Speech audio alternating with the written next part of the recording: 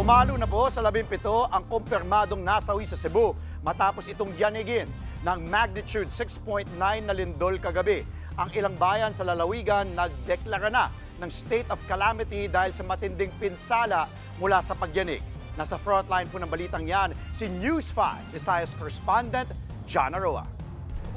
Sa kuha ng dashcam video na ito kagabi, biglang napahinto ang mga motoristang dumadaan sa First Mactan Bridge dahil sa lindola.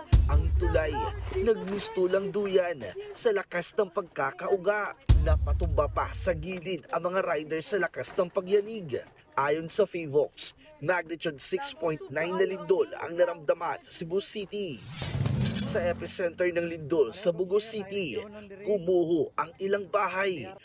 Katawagan Ang residenteng ito humihingi ng tulong para ma-rescue mga residenteng natrap sa guho. Marami raw ang natabunan. Sa parokya di San Apostol sa Bantayan, Cebu, napatid ang mga kable ng kuryente. Bumagsak din ang mga ilaw.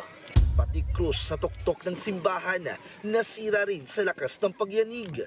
Sa bayan ng Daan, Bantayan, gumuho ang mahigit 100 taong Archdiocesan Shrine of Santa Rosa de Lima sa tindi ng lindol. Napatago sa ilalim ng lamesa ang mga empleyadong ito ng isang mall sa Cebu City. Napaligiran sila ng mga gumuhong kisame at bubong matapos ang lindol. Lord, please send some help, Lord. Napahinto naman sa pagrampa ang mga kandidatang ito ng Miss Asia Pacific sa Barangay Mabolo, Cebu City. Nagpanik ang mga manunood habang ang ilang kandidata napatalon paalis ng entablado. Nataranta rin ang ilang mga nagfo-food trip sa Kulon Night Market. Nagtakbuhan pa ang ilan sa kanila nang maramdaman ang lindol.